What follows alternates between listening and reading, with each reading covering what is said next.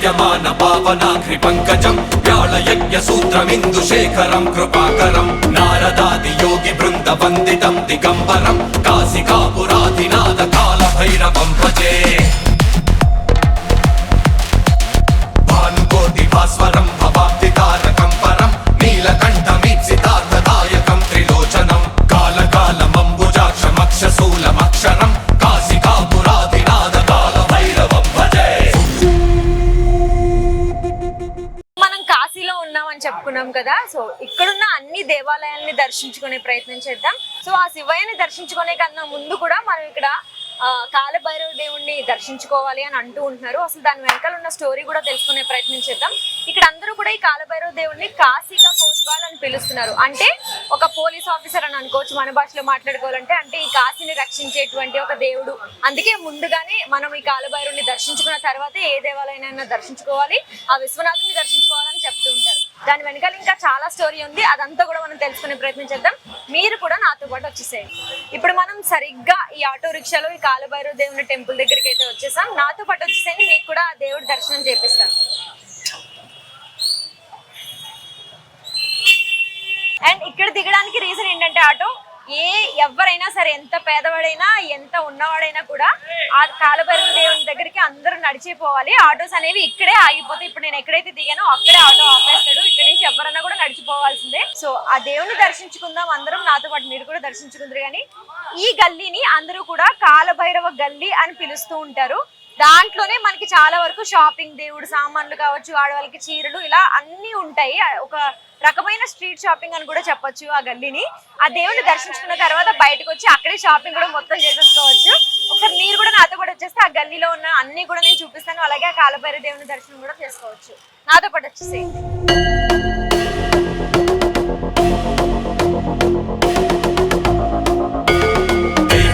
సేద్యమాన పావనాఘ్రి పంకజం వ్యాళయజ్ఞ సూత్రమిందుశేఖరం కృపాకరం నారదాది యోగి బృంద వందితం దిగంబరం కాశికాపురాధినాథ కాల భైరవం భజే. కాలభైరవ గల్లీలోకి అయితే వచ్చేసాం. ఈ గల్లీలు చూస్తేనే అర్థమవుతుంది అందరికీ ఎంత చిన్న చిన్నగా ఉన్నాయో. రోడ్స్ కూడా అంతే చిన్నగా ఉన్నాయి, గల్లీలు కూడా అంతే చిన్నగా ఉన్నాయి. ఇక్కడ ఆటో రిక్షాలు మాత్రమే తిరుగుతున్నాయి, అది కూడా ఈ గల్లీలోకి ఎంట్రీ లేదు. ఈ గల్లీ ఎంత చిన్నగా అయితే ఉందో ఇక్కడ షాప్స్ కూడా అంతే చిన్న చిన్నగా ఉన్నాయి. అలాగే చాలా రకాల షాప్స్ ఉన్నాయి అసలు ఇదే గల్లీలో. మనం ఇక్కడ చూసుకుంటే ఈ ఆకుతో అల్లినటువంటి బుట్టలు, మ్యాట్స్, ఈ షాప్స్ కూడా ఉన్నాయి. అలాగే డ్రెస్సులు, శారీస్, దేవుడికి సంబంధించినటువంటి సామాన్లు అమ్మే షాప్, ఇలా చాలా రకాల షాప్స్, పిల్లలకి బొమ్మల షాపులు కావచ్చు. ఇదే గల్లీలో ఇవన్నీ కూడా ఉన్నాయి మనకి. సో అంతే ఇంట్రెస్టింగ్గా ఇదే గల్లీలో ఇంకొక షాప్ కూడా ఉంది. ఒకసారి ఆ షాప్కి తీసుకుని వెళ్ళిపోతాను మిమ్మల్ని. మీరు ఒకసారి అది ఏంటో చూసిన తర్వాత గెస్ట్ చేసి కింద కమెంట్ సెక్షన్లో కమెంట్స్ చేసేయండి. సో ఆ షాప్కి వెళ్ళిపోదాం, వచ్చేసేయండి. ఈ కాలభైరవ గల్లీలో మీకు ఒక ఇంట్రెస్టింగ్ షాప్ చూపిస్తానని చెప్పాను కదా, అదే బాంకా దుకాన్. ఇప్పుడు నేను అక్కడే ఉన్నాను, ఇదే బాంకా దుకాన్. సో ఇదంతా కూడా మనకి బాంగ్ అంటారనమాట. దీన్ని మనం కలుపుకొని తీసుకోవచ్చు. అంటే దేవుడికి ప్రసాదంగా ఇక్కడ పెడుతూ ఉంటారు. విశ్వనాథుడికి చాలా ఇష్టమైనటువంటిది అని చెప్పొచ్చు. అలాగే దీన్ని ప్రసాదంగా పెడతారు. సో ఇలా సైజెస్లో ఉన్నాయి, మనం ఇచ్చే డబ్బులు బట్టి వాళ్ళు సైజు కూడా ఇస్తారు. అండ్ ఇక్కడ దేవుడికి ఇదే ప్రసాదంగా పెడతారు. బాగుంది కదా అని చెప్పి ఇచ్చారు కదా, దేవుడిది కదా అని చెప్పి తాగారు, కళ్ళు తిరిగిపోతాయి.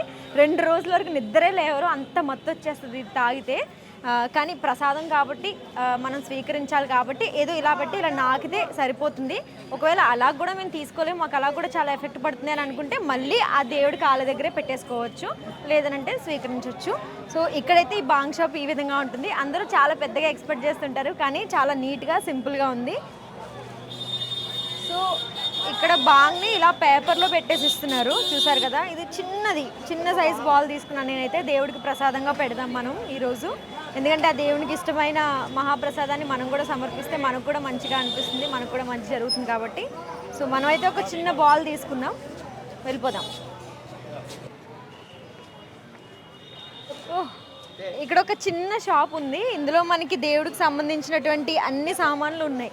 అంటే మనం దేవుడికి, ఆ శివుడికి ఎంతో ఇష్టమైనటువంటి నల్ల తాళ్ళు, ఇక్కడికి వస్తే ఖచ్చితంగా ఈ తాళ్ళు కొనుక్కొని వెళ్తారు అందరూ. ఈ తాళ్ళలో చాలా రకాలు ఉన్నాయి మనకి ఇక్కడ, కలర్స్. చేతికి పెట్టుకునే తాళ్ళు ఇవి. మనకి ఈ మెటల్లో నంది బొమ్మలు కూడా ఉన్నాయి, విగ్రహాలు. ఈ శివుడి విగ్రహం కూడా ఉంది, నంది శివుడి విగ్రహాలు కూడా ఉన్నాయి. అలానే గాజు రూపంలో కూడా ఉన్నాయి నంది విగ్రహాలు. ఇలా చిన్న చిన్న క్యూట్వి చాలా ఉన్నాయి ఇక్కడ. చిన్న చిన్న శివలింగాలు, పాలరాతి శివలింగాలు, అలాగే శివుడికి ఇష్టమైనటువంటి శంఖం కూడా ఉంది. శంఖాలు కూడా చాలా బాగున్నాయి, ఒరిజినల్గా ఉన్నాయి, చిన్నవి సైజెస్ ఉన్నాయి ఇక్కడ. అండ్ ఇది చూసారా ఎంత బాగుందో చూడడానికి. ఆ శివుడికి ఎప్పుడు అభిషేకం జరిగేలాగా ఇలా నీళ్లు పోస్తే ఇక్కడ నుంచి అభిషేకం అవుతుంది. వెనకాల మనకి సర్పం కూడా ఉంది. ఇది చాలా బాగుంది చూడడానికి.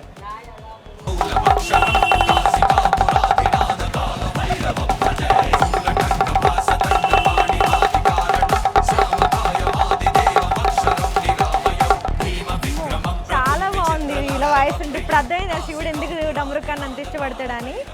చాలా బాగున్నాయి.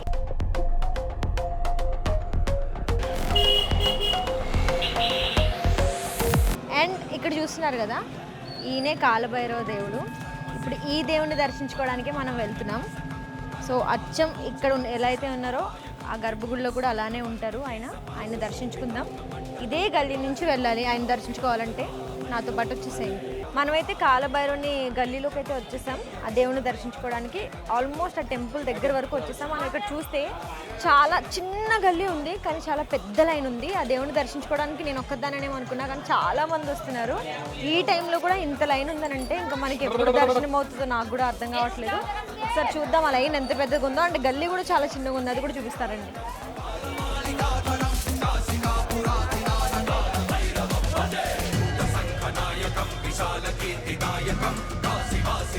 మనమైతే కాలభైరవుని గుడి దగ్గర దాకా వచ్చేసామని చెప్పాను కదా. అక్కడ లైన్ కూడా చాలా పెద్దగా ఉంది. మనం గుడి దాకా వచ్చేసామని చెప్పడానికి ఇండికేషన్ ఏంటంటే, ఒకటి ఇక్కడ టెంపుల్ దగ్గరే ఉన్నటువంటి వాల్కి ఈ పెయింటింగ్ చూసారా, కాలభైరవుడు అన్నదానికి అక్కడ ఆ డాగ్ కుక్క బొమ్మ కావచ్చు, ఆ కాలభైరవుని విగ్రహం ఎలా అయితే ఉంటుందో లోపల అదే పెయింటింగ్ ఇక్కడ గోడ మీద కనిపిస్తుంది. అలాగే మనకి ఆ మహాశివుడి విగ్రహం ఆవు పెయింటింగ్ కూడా మనకి గోడ మీద కనిపిస్తుంది కదా. అండ్ ఇక్కడ ఇప్పుడు నేను ఎక్కడైతే నుంచున్నానో అక్కడ మనకి లెఫ్ట్ సైడ్లోనే కరెక్ట్గా కాలభైరవుని ఆలయం కూడా ఉంది. ఆ దేవుని దర్శించుకోవడానికి వచ్చిన వాళ్ళంతా కూడా లైన్ క్యూ మెయింటైన్ చేస్తూ మరి లోపలికి వెళ్ళి దర్శించుకుంటున్నారు. ఆ గుడి చూస్తుంటే కూడా గోపురం అంతా మనకి ట్రయాంగిల్ షేప్లో కనిపిస్తూ ఉంటుందన్నమాట. చూడ్డానికి చిన్న గల్లీ, చూడ్డానికి చాలా చిన్న గల్లీ, అలాగే చాలా చిన్న టెంపుల్. కానీ ఇక్కడ ఈ కాలభైరవునికి చాలా పెద్ద విశిష్టత అయితే ఉంది. దీని వెనకాల చాలా కథ అయితే ఉంది.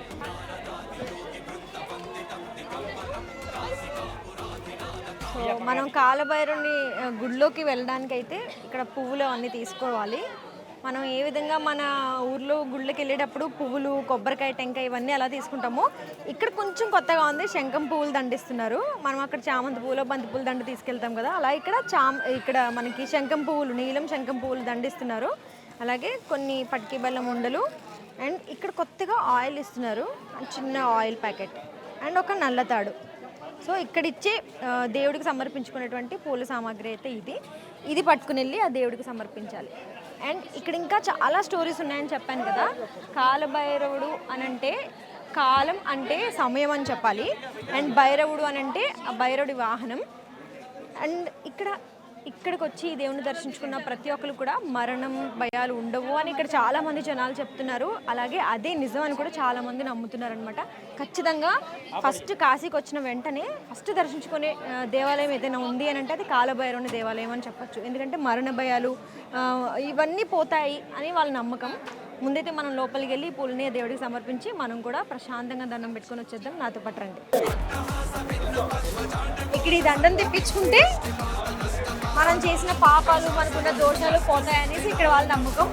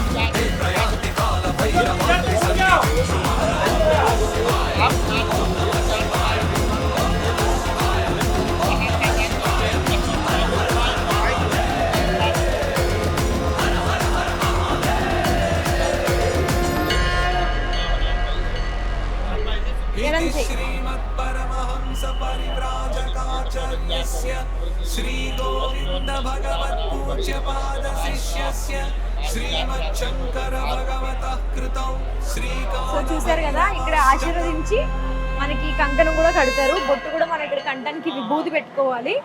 భానుకోటి భాస్వరం భవాబ్ది తారకం పరం నీలకంఠమీప్సితార్థదాయకం త్రిలోచనం కాలకాలమంబుజాక్షమక్షశూలమక్షరం కాశికాపురాధినాథ కాల భైరవం భజే శూలటంకపాసదండ పాణిమాది కారణం శ్యామకాయమాదిదేవమక్షరం నిరామయం భీమ విక్రమం ప్రభుం విచిత్రతాండవ ప్రియం కాశికాపురాధినాథ కాల భైరవం భజే.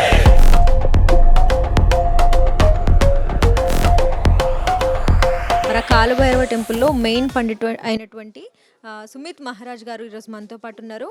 నమస్కారం గురూజీ.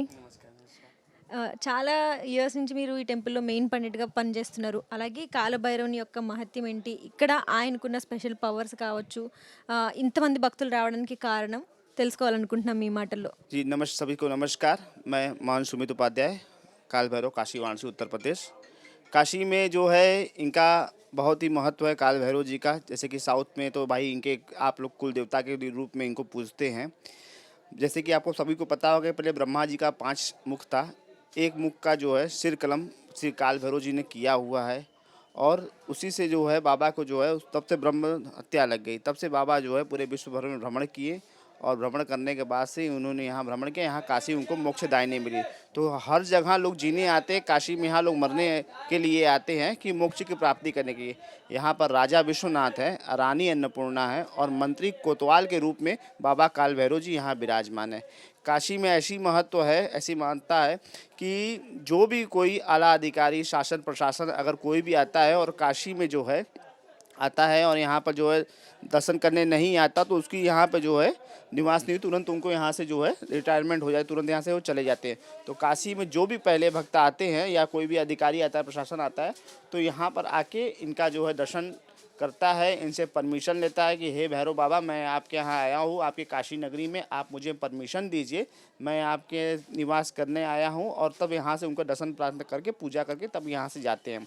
काशी में दर्शन करने से ही सभी प्रकार की जो है बाधाएं नष्ट होती हैं. काशी में जो भी आता है, भव बाधा, मानसिक बाधा, शारीरिक बाधा, ऊपरी बाधा, प्रेत बाधा, शत्रु बाधा, सभी प्रकार की बाधाएं नष्ट होती है. आप सभी काशी दर्शन करने आइए. कालभैरवाष्टकं पठन्ति ये मनोहरं ज्ञानमुक्तिसाधकं विचित्रपुण्यवर्धनं शोकमोहलोपदैन्यकोपतापनाशनं ते प्रयान्ति कालभैरवाङ्घ्रिसन्निधिं ध्रुवं. ॐ नमः शिवाय, ॐ नमः शिवाय, ॐ नमः शिवाय, ॐ नमः शिवाय. हर हर हर महादेव, हर हर हर महादेव.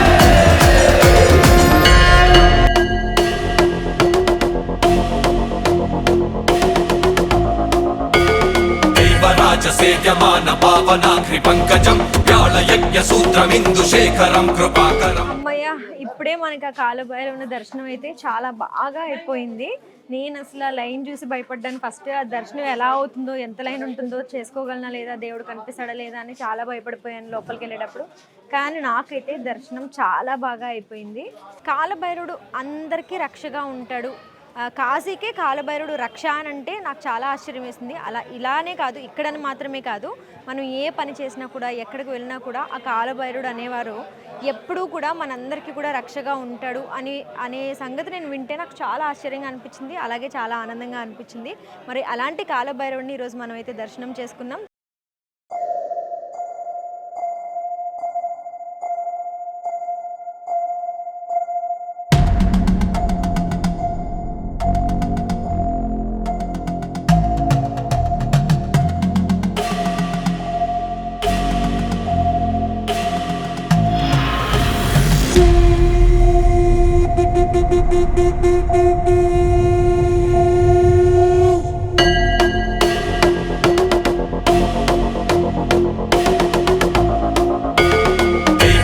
सेव्यमान पावनाघ्रि पंकजं व्याळयज्ञ सूत्रमिन्दुशेखरं कृपाकरं नारदादि योगि वृन्द वन्दितं दिगम्बरं काशिकापुराधिनाथ कालभैरवं भजे.